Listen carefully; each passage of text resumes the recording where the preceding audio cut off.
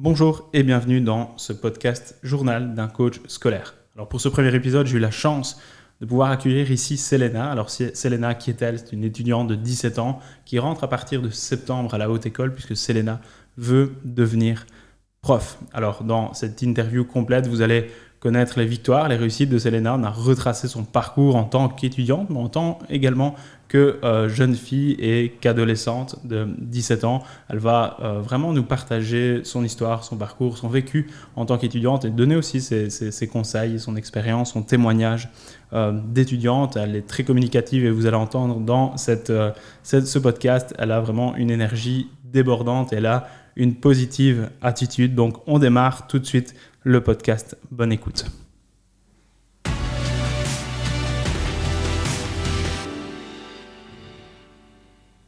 Bonjour Selena. Bonjour. Comment tu vas ? Ça va super. En tout cas, merci beaucoup d'avoir accepté l'invitation de jouer le rôle de l'interviewer. On va passer un petit temps ici ensemble pour faire, pour papoter un petit peu de ta situation scolaire et de voir un petit peu tes envies, tes objectifs. Et merci en tout cas d'avoir accepté l'invitation pour le podcast. C'est toujours avec plaisir. Cool, super. La première question que j'aurais pour toi, Selena, si tu me permets, j'aurais envie de te demander, ça fait quoi d'être étudiante en 2021 ? Dans ce monde où tout va vite, où cette période si compliquée avec le Covid, c'est quoi d'être étudiante maintenant ? C'est quand même assez compliqué parce qu'on passe d'un monde à 1000 à l'heure où on n'arrête pas, on fait plein de choses, à un monde où il n'y a plus rien en fait. On reste chez soi, voilà. Tout change, voilà. Avant, on sortait pour faire un bowling ou un laser game et maintenant c'est on va faire une petite soirée plateau, on va faire un petit appel Discord tous ensemble, voilà. Donc les habitudes ont changé. Au niveau du coup de tes amis, de ton cercle social, est-ce que tu as pu quand même maintenir les contacts avec tes amis via d'autres moyens, je suppose ? Justement, en fait, le confinement, ça nous a rapprochés. Cool. Parce que on a passé plus de temps vraiment ensemble, on a pu vraiment parler, échanger sur plein de choses. Et franchement, c'était vraiment une période qui m'a fait évoluer, et même socialement parlant aussi, voilà. Cool. Donc, il n'y a pas eu que de négatif pendant la crise du Covid. Bon, qui n'est pas encore terminé, mais on touche du bois pour que la situation continue à s'améliorer. Mais merci beaucoup. Si on revient un petit peu quelques années en arrière et qu'on regarde un petit peu Selena quand elle était jeune, et si on revient quelques années en arrière, ça s'est passé comment pour toi, l'école en primaire pendant les premiers temps ? En fait, j'ai eu la chance d'avoir toujours des facilités à l'école. Donc, déjà en maternelle, on m'a fait passer une classe. Et donc j'ai toujours été une année plus jeune, minimum que les autres. Ouais. Mais voilà, j'ai toujours eu facile. Donc en primaire, j'avais pas besoin de passer 3 heures sur mes cours pour les apprendre. C'était, il me suffisait d'écouter un petit peu et puis ça allait. J'avais toujours des 90%, 95%. Okay. Au CEB, j'avais fait 99%. Waouh. Oui. Presque le maximum. Tu as sans doute eu un prix, non, pour le CEB ? On ne faisait pas de prix dans mon école. Il n'y avait pas de prix. Mais je l'aurais peut-être eu. Mais... Ok. En tout cas, au niveau des résultats, là, on comprend que c'était très bon et super.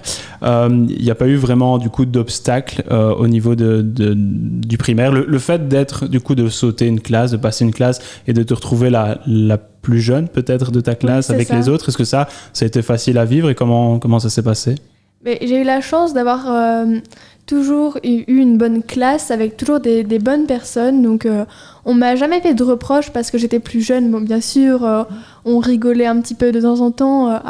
T'es une 2004 et tout ça. Mais okay. Ça a toujours été sur le ton de l'humour. Mais voilà, on m'a toujours intégré comme si j'étais une personne de leur âge et tout ça. Et puis, le fait de grandir avec des personnes qui sont plus âgées que moi, j'ai un petit peu leur mental en fait. C'est un petit peu comme si j'étais de leur âge parce que j'ai grandi avec eux, avec leurs jeux, avec tout ça. Donc voilà, je ressens pas la différence et même quand les gens apprennent à me connaître, ils savent pas que je suis plus jeune si je leur dis pas, voilà. Donc finalement, le fait d'être dans un environnement avec des gens qui soient un peu plus âgés que toi, des autres étudiants un peu plus âgés, ça a permis du coup que tu aies une maturité peut-être plus rapide. Enfin voilà, tu t'es senti plus mature du coup avec ces personnes-là ? Oui, c'est ça. On me le dit toujours que je suis assez mature pour mon âge. Mais, parce que j'ai eu tout ça justement. Cool, super. Quand tu étais petite, est-ce que tu te souviens de quoi tu rêvais de faire quand tu étais grande? À quoi toi tu pensais le soir et que tu disais bah tiens, moi j'aimerais être ceci ou faire cela quand je serai grande? Moi c'était de passer mon permis de conduire, je rêvais de ça, j'attendais de passer mon permis de conduire. Finalement j'étais content pendant 2 jours et puis c'est passé. Toi, de quoi tu rêvais toi quand tu étais petite? Et moi j'ai toujours rêvé d'être prof. Oui.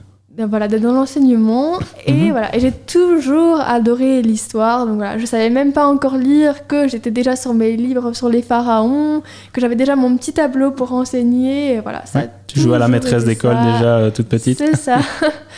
Donc voilà, depuis toujours, j'ai toujours voulu enseigner, d'abord enseigner tout court, et puis quand j'ai vu qu'on pouvait enseigner l'histoire et la géographie, ça a été tout de suite le déclic parce que j'ai toujours adoré ça, j'ai toujours adoré l'histoire en général. Je préférais mes petits livres d'histoire à mes livres de la princesse Bazar, voilà. Ok, donc déjà, il y avait une certaine appétence, une attirance pour les cours d'histoire, de géo, pour la culture aussi générale, je suppose. Oui, c'est ça, voilà. Cool. J'ai toujours adoré apprendre plein de choses et pas juste rester sur mes acquis de ce que je vois, non.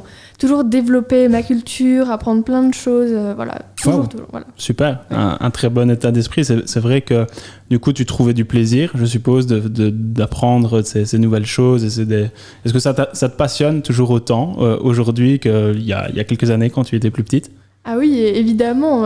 Encore aujourd'hui, j'adore regarder plein de reportages, apprendre plein de choses, échanger avec plein de gens qui s'y connaissent sur des sujets sur lesquels je m'y connais moins, ou même sur des sujets sur lesquels je m'y connais, échanger avec d'autres personnes, voilà, tout ça j'adore. Cool. Ça n'a pas diminué avec les années. Super. Et finalement, c'est un rêve qui commence à se concrétiser tout doucement parce que tu me disais juste avant de commencer l'enregistrement que tu te diriges maintenant vers des études pour être prof et d'histoire, de géo et de sciences sociales, c'est ça? C'est ça. Voilà. Maintenant, je vois enfin les choses réelles qui arrivent parce que j'en rêve depuis des années. Ça fait des années que j'attends. Et là, je voyais le bout, je voyais avec les cours ouverts et tout ça. Je me dis, ah, ça y est, ça approche. Et là, c'est maintenant, au mois de septembre, je commence tout ça. Enfin, j'aurai des stages cette année. Ça va être les choses super. Sérieuses vont commencer pour toi. C'est ça. Cool, super. Oui. Et donc, tu partageais aussi juste avant que tu as déjà eu une première immersion, en tout cas un premier pas dans l'école dans laquelle tu vas entrer ici en septembre. Comment ça s'est passé? Est-ce que c'était une initiative personnelle où tu t'es dit tiens, j'ai envie d'aller voir un petit peu ce qui se passe à l'école, et comment ça se passe pour les étudiants qui suivent des cours pour être prof et enseignant? C'était ta démarche personnelle?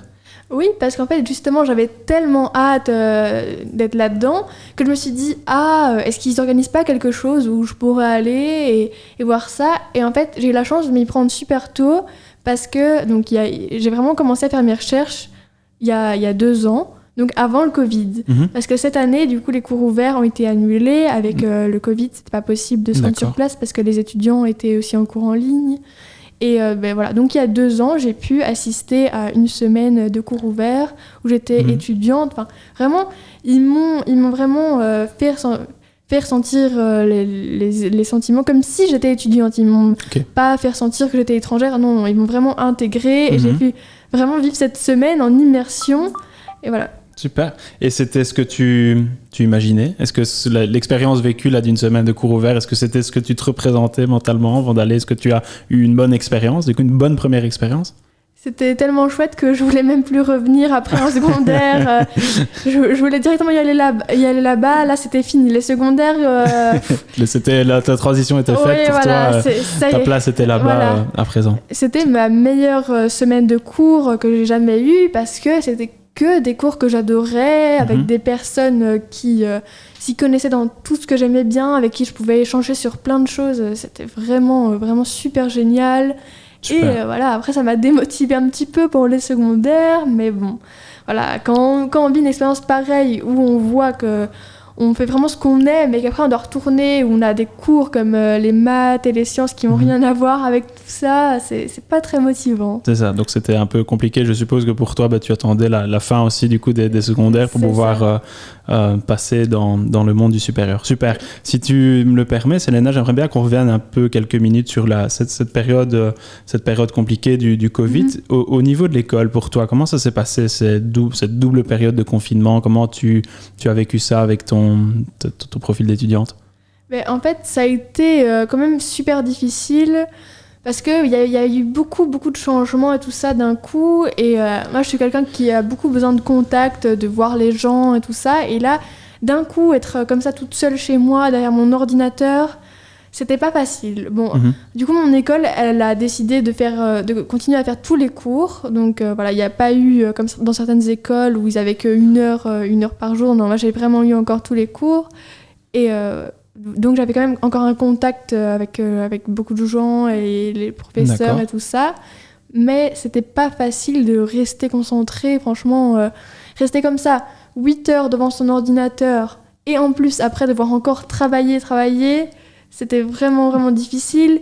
Et puis, quand on a commencé à s'habituer un petit peu à tout ça, qu'on a commencé à avoir l'habitude, ben là, on nous redit « Ah non, vous revenez en classe ». Donc, on doit se réadapter de nouveau et de passer.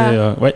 Et c'est vrai que on peut. C'est vrai que s'adapter, que ça a eu il y a dû avoir un temps d'adaptation pour les étudiants, pour les profs aussi. Et finalement, après, je suppose que l'annonce d'un retour sur les bancs de l'école, toi, c'est quelque chose qui était positif pour toi, ou finalement, tu avais trouvé ton petit rythme scolaire de chez toi. Comment tu as... En fait, il y avait du pour et du contre, parce que d'un côté, j'étais habituée aux cours en ligne, du coup, j'étais bien chez moi, j'avais mes habitudes et tout ça. Suivre les cours en pyjama, par exemple, c'est quelque chose de cool. Parce que du coup, on pouvait pas être en pyjama devant la caméra, mais on gardait quand même notre bas de pyjama, on mettait juste un petit pull pour dire on est quand même bien habillés, et ils voyaient pas le bas, donc ils pouvaient pas savoir. Ok. Mais d'un autre côté, j'étais super contente de retrouver enfin tout le monde, je me doute. mes amis, mon copain et tout ça. Ça m'a fait plaisir de pouvoir les revoir tous les jours. Mais c'était quand même pas facile de se réhabituer à devoir reprendre la route. Et puis moi qui prends le bus, devoir prendre 2 heures de bus, me lever à 5 heures du matin, j'étais plus habituée, c'était pas facile. Et reprendre le rythme toutes les interros, les prépas et tout, c'était pas facile parce qu'on nous dit un truc, puis après on nous redonne une nouvelle habitude. C'était beaucoup de choses. Et puis les profs qui étaient aussi pas mal démotivés avec tout ça, qui aimaient pas les cours en ligne et qui nous faisaient savoir qu'ils aimaient pas trop. Voilà. Ok. J'aimerais qu'on parle un petit peu, si tu es d'accord, de tes sources d'inspiration. Est-ce que toi, il y a des gens dans ta vie qui t'inspirent ou qui t'ont inspiré? C'est quoi tes sources d'inspiration, soit dans ton entourage, ou des personnes connues, ou des gens qui t'inspirent et qui te motivent à faire ce que tu fais actuellement? Mais s'il y a des personnes qui m'inspirent, c'est ma famille. Parce que par exemple, ma mamie, c'est une personne qui m'a toujours inspirée parce que elle fait toujours plein de choses pour tout le monde. Elle est tellement gentille et tellement solidaire. Vraiment, sa personne, elle m'inspire toujours. J'ai vraiment envie plus tard d'être comme elle. Ouais, c'est un idéal du coup pour toi, c'est quelqu'un, une figure qui est importante à tes yeux. Oui, c'est ça. Okay. C'est ça. Elle fait toujours tout pour tout le monde. Elle est toujours là. C'est vraiment une personne que j'apprécie énormément, que j'aime beaucoup. Et aussi mes amis, ils m'inspirent beaucoup par ce qu'ils font, parce qu'ils font des choses vraiment super courageuses et ils n'ont pas la chance d'avoir tous une vie super facile, et pourtant ils font de leur mieux, ils font toujours tout ce qu'ils peuvent et tout ça. Et franchement, je suis super admirative de ce qu'ils ont fait, des épreuves qu'ils ont surmontées, et là de ce qu'ils vont faire. Ils vont en faire de super choses, même si c'est pas forcément toujours ce qu'ils attendaient, parce que c'est pas facile avec toutes les histoires d'examens, d'entrée, tout ça. Mais je suis sûre qu'ils arriveront à faire de super choses, et j'ai hâte de voir tout ça. Super. Mais toi, personnellement, c'est vrai que c'est ce que tu m'expliquais avant l'enregistrement. Tu as un parcours scolaire assez brillant. Tu n'as même pas eu un seul, c'est ça, échec, en tout cas au bulletin pendant tes études secondaires. Et félicitations pour tout ça, parce que c'est vraiment admirable, et c'est une source aussi du coup d'inspiration pour pas mal de personnes, dont des étudiants. Est-ce que toi, il y a des choses, est-ce que maintenant, si tu fais un petit peu un pas de recul et que tu regardes un petit peu Selena de loin, qu'est-ce qui fait, tu penses, pour toi qu'est-ce qui fait que tu en es arrivé là? Qu'est-ce qui fait que tu as trouvé des choses en toi pour pouvoir réussir tes années. En plus, dans une école qui n'est pas si simple que ça, avec des attentes quand même importantes au niveau de l'école, de la direction. Qu'est-ce qui t'a permis d'en arriver là? C'est parce que voilà, j'ai toujours eu la motivation pour mon futur, parce que j'ai toujours su où je voulais en arriver.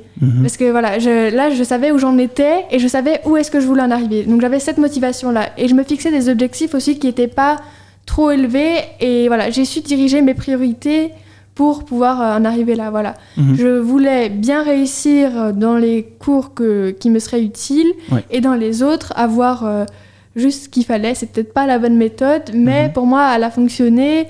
Et voilà, dans des cours que j'aimais moins, j'avais des moins beaux points, des 11, 12, 10 sur 20. Et pas en dessous, justement, j'ai eu cette chance-là. J'ai toujours bien su gérer. Et voilà, dans les cours que j'aimais plus, comme l'histoire, la géo, avoir des 17, 18, 19, voilà. Super.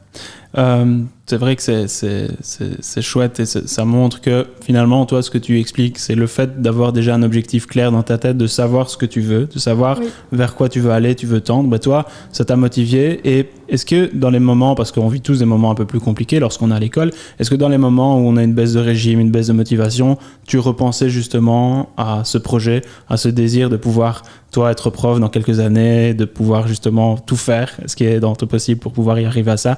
Est-ce que c'est quelque chose sur lequel toi tu te basais lorsque c'était un peu plus compliqué pour toi? Oui, bien sûr. Je me disais, allez, il faut que je me remotive. Plus tard, j'ai cette possibilité-là. C'est pas le moment de la manquer. C'est pas le moment de perdre une bête année à rater. Ce serait vraiment dommage. Surtout que j'ai eu la chance de passer une année. C'est pas le moment de la louper. Et aussi, j'ai toujours été super bien entourée. J'ai des amis exceptionnels qui sont toujours là pour moi. Et eux aussi m'ont énormément motivée. Ça a fait une différence pour toi, le fait qu'il y ait des personnes qui te soutiennent et qui te motivent? C'est ça. J'avais toujours des gens qui étaient là pour moi. Si j'avais une baisse de régime, c'est pas grave. Ils étaient là pour me soutenir. Ils m'aidaient. Même si à un moment ça allait pas et que du coup j'étais pas trop motivée pour faire une synthèse, ils m'envoyaient la leur. Voilà, j'ai toujours été super bien entourée. J'ai eu beaucoup de chance et je sais pas si j'aurais si bien réussi sans eux, justement. Voilà. Ok. Tu as 17 ans maintenant. Oui. Et si tu pouvais parler à la Selena d'il y a quelques années, admettons à 12-13 ans, que tu la voyais en rue et que tu discutes avec la Selena d'il y a quelques années, qu'est-ce que tu auras envie de lui dire avec ce que tu sais maintenant? J'ai envie de lui dire d'avoir encore plus confiance et de plus m'affirmer et justement de faire ce que j'ai envie et de moins porter d'importance à des choses qui en ont pas tant que ça. Parce que voilà, je portais beaucoup d'importance à des personnes et à des choses qui en avaient pas. D'accord. Et voilà, vraiment rester concentré un peu plus sur moi et un peu moins sur des autres personnes qui méritent pas d'avoir cette attention et qui pourtant l'ont eu, donc voilà. C'est ça, donc à un moment donné c'était un peu compliqué où ça te rongeait le fait de faire attention peut-être au regard des autres ou certaines critiques et certains jugements, ça t'a affecté personnellement, mais là avec le recul tu te dis ok finalement oui ça me laisse pas peut-être indifférente, mais j'essaye de mettre ça de côté, je me concentre vraiment sur ce qui est important pour moi et je laisse courir un peu ces situations-là. Et justement sur le sujet, donc j'ai toujours eu la chance de ne pas porter d'importance au regard des inconnus. Donc, cool. Les gens dans la rue, ils peuvent se moquer de ma manière de m'habiller parce que je m'habille toujours de manière très originale. Ça va me faire rire et je vais même le prendre positivement. C'est ils remarquent que j'ai un style particulier. Ça me fait plaisir. Ouais. Mais c'est plus ce qui est difficile, c'est les reproches et tout ça des personnes qui me sont proches. C'est ça qui m'atteint. Mais les autres personnes, imaginons si des autres élèves vont me faire une critique, franchement, je n'en ai rien à faire. Tu ne la prends pas personnellement, tu arrives à pouvoir laisser ça de côté, ça ne t'affecte pas. Oui, c'est ça, j'ai d'autres problèmes plus graves à régler que ces gens, voilà. C'est bien de pouvoir voir les choses comme ça parce que pour beaucoup de gens, c'est sûr qu'on accorde quand même tous de l'importance à ce que les personnes peuvent penser, surtout si c'est des personnes de notre entourage. Mais c'est vrai que certaines personnes se laissent affecter terriblement par ça et ça peut quelquefois détruire même l'image qu'elles ont d'elles-mêmes. Et ça peut avoir en tout cas des conséquences négatives sur leur vie. Donc bravo pour ça. C'est quoi ta plus belle réussite? Et j'aimerais bien que tu puisses me citer une réussite à l'école, peut-être une réussite dont tu es la plus fière et une réussite en dehors de l'école. Est-ce qu'il y a deux choses que tu es vraiment fière? Il y a deux choses que tu voudrais ici exprimer sur tes réussites? Du coup, la réussite scolaire dont je suis la plus fière, même si c'était il y a longtemps, du coup, c'est avec le CEB. Du coup, c'était en histoire géo, donc c'est sur quoi je vais me diriger. J'avais eu donc, le 99%. Donc là, c'était vraiment quelque chose dont j'étais fière, même si les points, j'en apporte pas trop d'importance. Voilà. Ouais. Mais là, quand même, c'était vraiment ce que j'aimais bien. Et j'avais vraiment réussi à le montrer, à prouver aux autres, à ceux qui croyaient peut-être pas en moi, que justement, c'était ça que je voulais, c'était ça que j'aimais, c'était ça qui était fait pour moi et que voilà, il fallait pas en douter. Là, il y avait pas intérêt d'en douter vu de ça. Finalement, tout le monde était d'accord après quand ils ont vu tes résultats.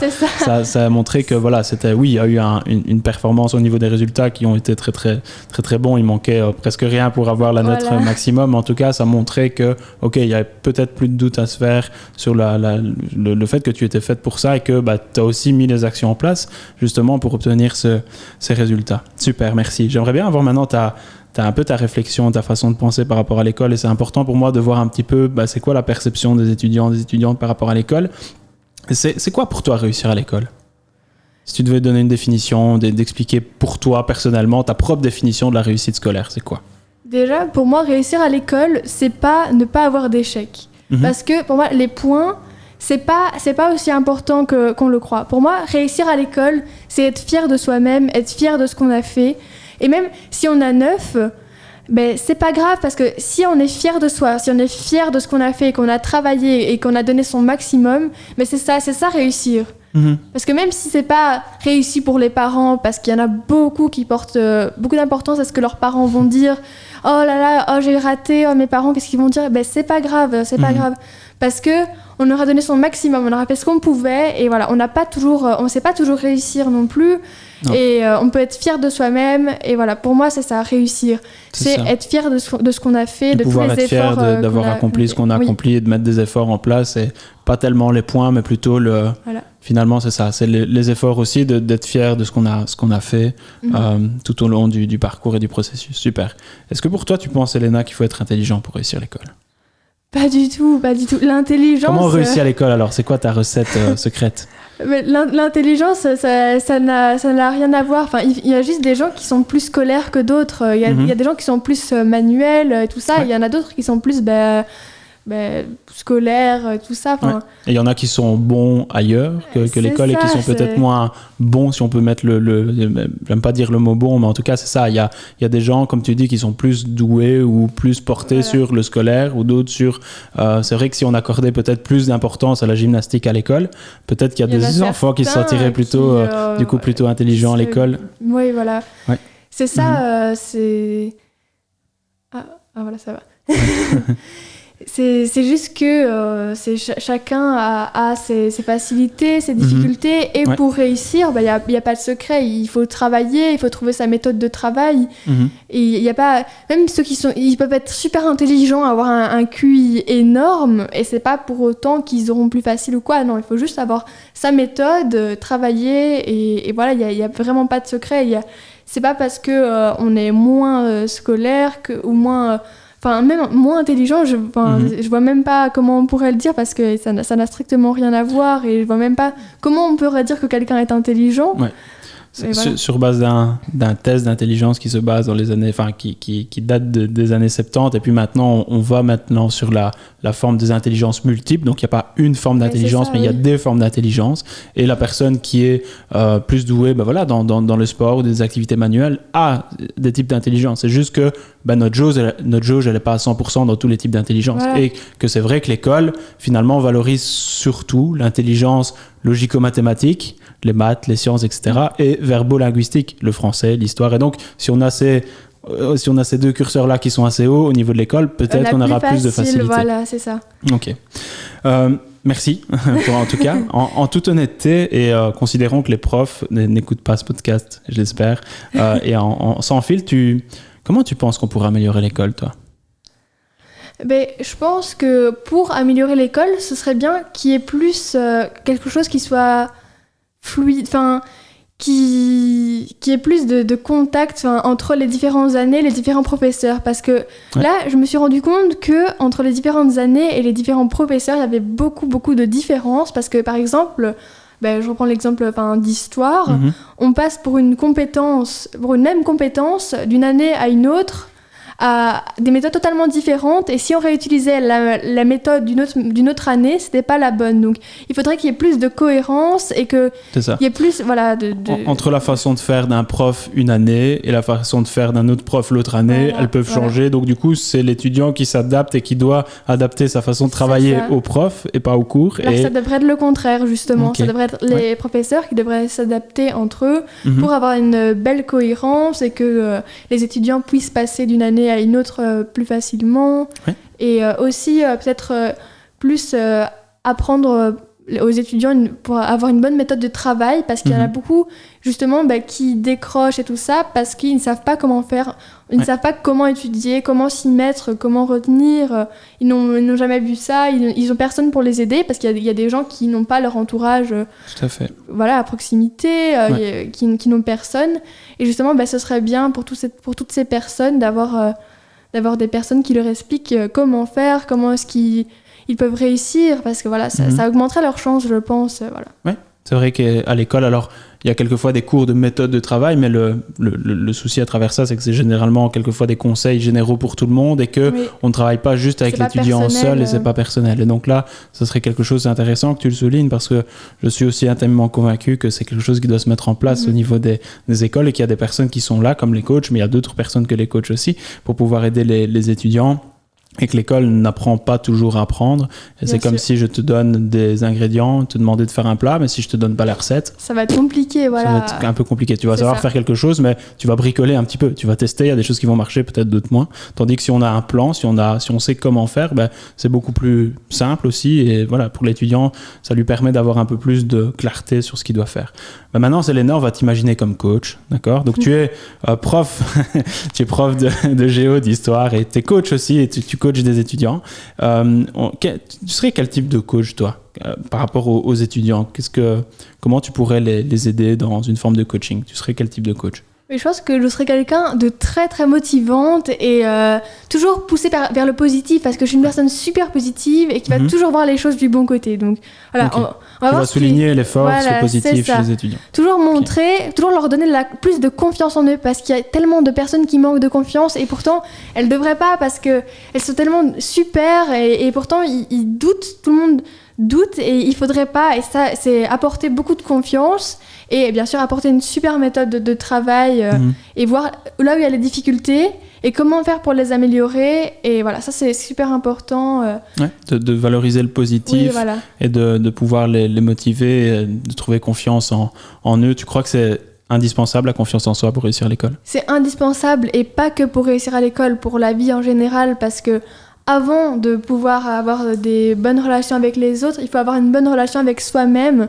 Il faut être au clair avec soi-même, et voilà, c'est important de pouvoir faire des choses tout seul, soi-même, et d'être bien avec soi. C'est vraiment, vraiment, vraiment super important, je trouve. Comment, si tu as un conseil à donner à un étudiant qui manque de confiance en lui, ou qui a une perte de confiance parce que voilà, X, Y raison, qu'est-ce que tu auras envie de lui dire à cet étudiant-là ?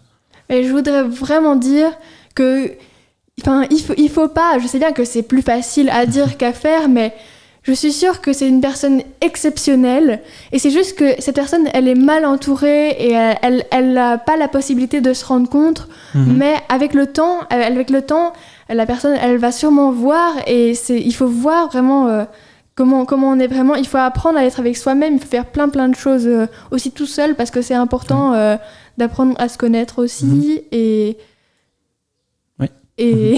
voilà. Ouais, je comprends, et d'avoir peut-être des petites réussites aussi, de pas dire ok, finalement je peux, par des petites réussites, par des petits pas, il y en a une méthode qui porte ce nom, la méthode des petits pas, de dire ok, je fais une chose, je vois que ça fonctionne, j'ai un niveau de confiance qui augmente, je fais une autre, ça fonctionne, j'ai mon niveau on peut pas changer du jour au lendemain. Ça serait trop simple de dire à une étudiante ou un étudiant, prends confiance en toi. C'est compliqué. Ça ne fonctionne pas comme ça. Ça ne se déclenche pas comme ça. Une nuit, on se réveille et ok, maintenant j'ai confiance en moi, let's go. C'est un truc qui, ce travail se développe, et c'est au cours finalement aussi des habitudes du quotidien que on va pouvoir travailler là-dessus. Oui, Super. Et c'est pas parce qu'on a une fois un échec qu'il faut douter, parce que ça arrive, tout le monde a des échecs, tout le monde a des choses qui sont négatives et tout ça, mais c'est pas pour autant qu'il n'y a pas plein de positifs, et il faut voir aussi le positif dans ces choses, et ça peut toujours aller mieux, parce que il peut pas y avoir que du négatif. À un moment, la roue, elle va tourner, ça va être positif. Il faut juste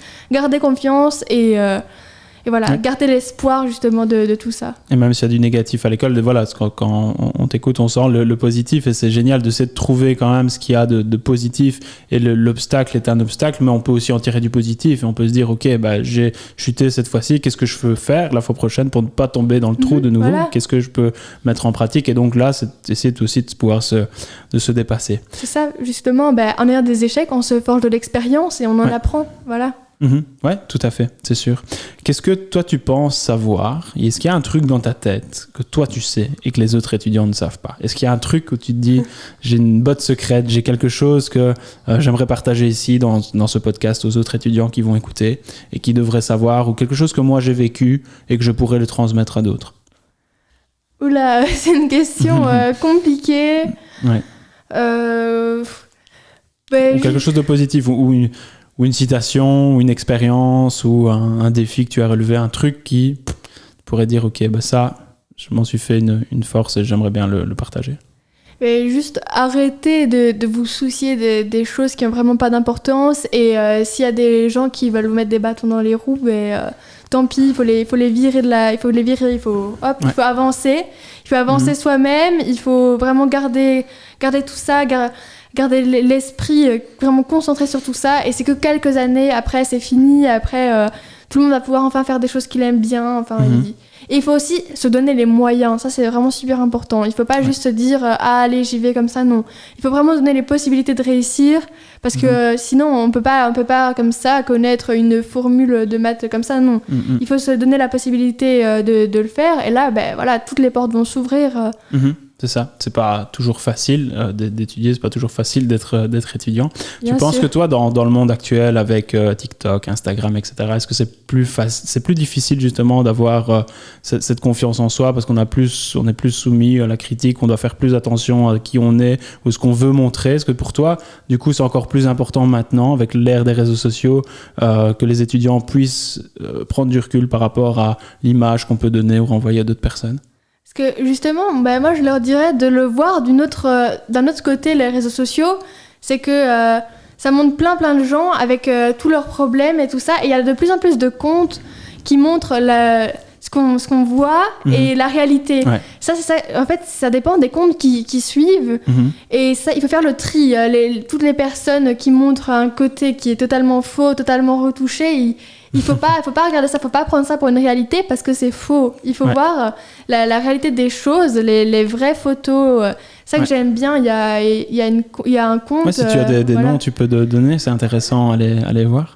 Mais par exemple, pour tout ce qui est le body positif et tout ça, il y a une fille, elle s'appelle NX Shaya sur Instagram, et elle montre toujours des photos hyper belle, elle a un corps hyper athlétique, enfin vraiment les standards de beauté actuels. Et ce que j'aime beaucoup chez elle, c'est que dans ses stories, elle montre la réalité. Elle montre vraiment tous ses problèmes, parce qu'en fait c'est une maladie ce qu'elle a. C'est pas normal, voilà, on peut pas vouloir être comme ça, c'est juste qu'elle a un problème de santé, et par ses photos justement ça l'aide elle à prendre confiance en elle, et elle montre aux autres personnes qui doutent, qui se disent oh là là elle est vraiment sublime, elle a un corps magnifique, elle montre la réalité, elle montre tout ça, elle montre des photos d'elle avec son double menton pour montrer regardez je suis pas parfaite, tout ça. C'est ça que j'aime bien, voilà. Entre l'image qu'on voit, et c'est vrai que, enfin, pas sur tous les comptes, mais il y a de quoi se sentir un peu moche, laid et incapable si on va vite quelques minutes sur Instagram, parce que c'est vrai qu'il y a toujours de quoi faire la comparaison. Si on rentre dans un peu une boucle infernale, de quoi de faire la comparaison entre tiens, moi c'est quoi ma vie, et ma vie, voilà, je rencontre telle difficulté, tel problème, etc.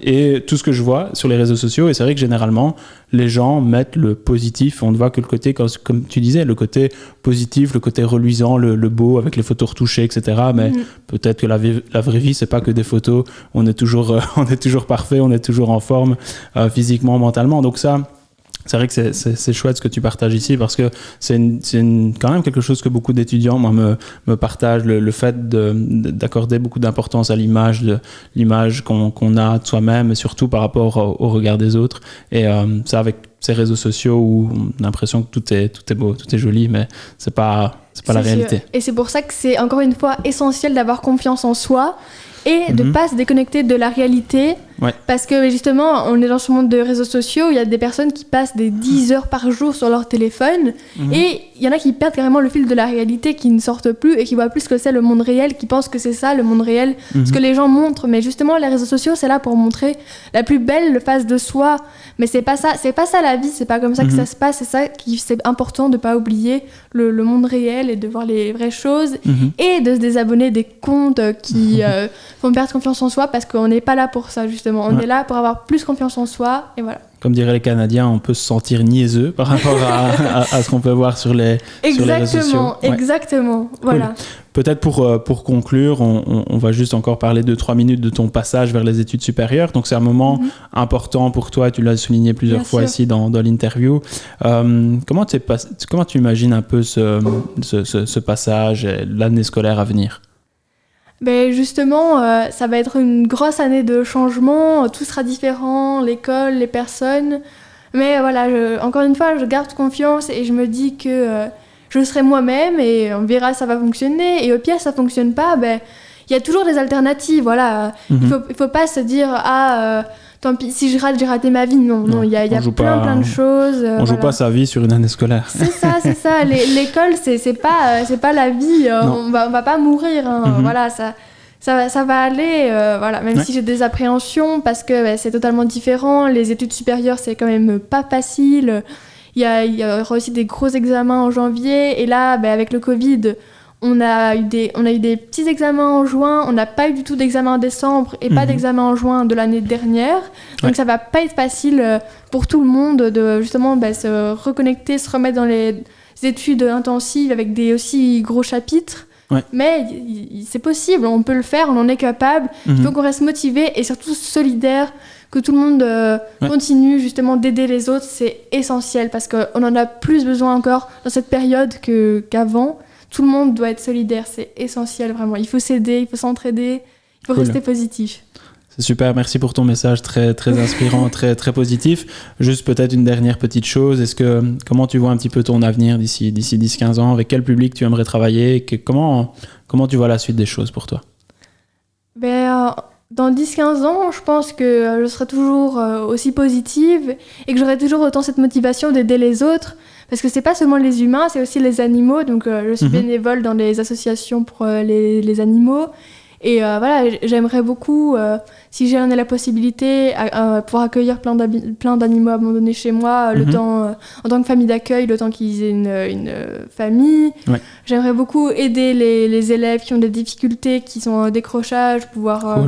vraiment être là pour eux, voilà. J'ai vraiment envie d'aider les autres. D'apporter ton aide et te sentir finalement, c'est ça, utile et au service des autres, que ce soit des animaux, des humains, des étudiants, voilà, peu importe. Le but, c'est de pouvoir, tu sais que tu as des choses à apporter, tu as des belles valeurs et que tu aimerais pouvoir en faire bénéficier d'autres personnes. Quoi. Oui, il faut faire garder, pour que tout le monde garde la confiance et pour que tout le monde se sente bien. Enfin, je sais bien que c'est impossible, mais le plus de personnes possible, si je peux aider... le plus de gens, je le ferai, voilà. Cool. Une dernière petite chose, je pose toujours un peu une question, enfin c'est le premier podcast ici, mais en tout cas j'ai prévu à chaque fois une petite question surprise. Une étudiante vient te voir et te dit, ok, moi je veux tout donner pour l'école parce que c'est super important pour moi, etc. Par contre, je veux arrêter le cheval et je veux arrêter la danse. Parce que je veux tout donner pour l'école, mais j'adore la danse et le cheval. Tu lui dirais quoi? Qu'il faut pas, justement, parce que comment se concentrer uniquement sur l'école s'il n'y en a pas d'autres plaisirs? Parce que c'est essentiel de ne pas passer 6 heures par jour dessus, non. Ça sert à rien. À quoi ça servira? Si c'est pour les études supérieures, bon, à la limite, parce que c'est pour son avenir, pour son métier, mais dans l'école secondaire, Là, c'est juste pour avoir le diplôme. À la fin, tout le monde aura le même diplôme. Donc, si au final, on est diplômé avec une moyenne de 11 sur 20 ou avec une moyenne de 18, on aura quand même le même diplôme. C'est ça. Donc finalement, il faut pas... Enfin, toi, tu estimes qu'il n'y a pas finalement de sacrifice à faire et que si on prend du plaisir aussi dans ce qu'on fait, dans les activités, elles sont importantes. Et ben voilà, toi, tu as la preuve incarnée que c'est possible parce que voilà, tu as réussi brillamment à l'école et tu fais beaucoup d'activités sur le côté. Donc, chose que voilà, c'est possible à faire. Bien sûr, c'est possible et c'est important. Ouais. C'est important de penser à d'autres choses de temps en temps parce que après, on reste là, on reste toujours dans la même sphère, de la même ambiance. Et non, il faut sortir, il faut voir ses amis, il faut faire des activités, il faut s'amuser. C'est important de profiter de sa jeunesse. Ouais. On a été beaucoup privés de ces derniers mois et tout ça. Et c'est pourtant, enfin, il faut quand même faire ce qu'on peut, faire le maximum, s'amuser, profiter et pas gâcher justement ses plaisirs, les activités. On a bien le temps en secondaire. Quand même, ça va, il ne faut pas passer toutes ces journées à étudier, ça sert vraiment à rien. Ouais, c'est ça, c'est de pouvoir se dégager du temps, de faire d'autres choses aussi qui sont importantes, surtout si on y trouve des plaisirs et que c'est peut-être pas imposé par papa et maman et qu'on adore faire ça. Et c'est important, je pense aussi comme toi, que l'école, c'est pas tout, c'est à un moment donné de la vie. Alors oui, c'est un moment important, c'est sûr, c'est un peu le job, sauf que les étudiants sont pas payés en fin de mois, mais c'est un peu considéré comme un job où on doit fournir un effort, on doit un peu rendre des comptes, ce genre de choses. Mais par contre, voilà, c'est important aussi de se garder des moments. Il y a personne qui travaille 7 jours sur 7. Bien sûr, donc c'est important aussi de se dire ok, je suis étudiant, mais il y a des moments où je bosse pas pour l'école, il y a des moments où je fais autre chose aussi, où je prends du temps pour moi, du temps pour les autres et faire ce qui me plaît. Et en tout cas, oui, vas-y. Je voulais juste rajouter qu'après, il faut pas exagérer dans l'autre sens non plus et ne pas accorder de moment pour l'école. Enfin, il faut trouver le juste milieu entre les deux quand même. Voilà. C'est ça. Toujours faire des activités, mais pas faire que ça. Que ça soit raisonné, pas jusqu'à en oublier l'école et que ça reste quand même une partie importante de la vie. Super. En tout cas, merci beaucoup, Selena. Ce fut un réel plaisir de pouvoir échanger avec toi. Merci pour, encore une fois, d'avoir accepté l'invitation. On pourrait continuer des heures comme ça. Et c'est très, très passionnant. En tout cas, voilà, on partagera ça avec d'autres étudiants, des parents, des professionnels de l'éducation. On essaiera de partager ton message positif à tous ceux qui veulent bien l'écouter. Donc, merci à toi et à très vite.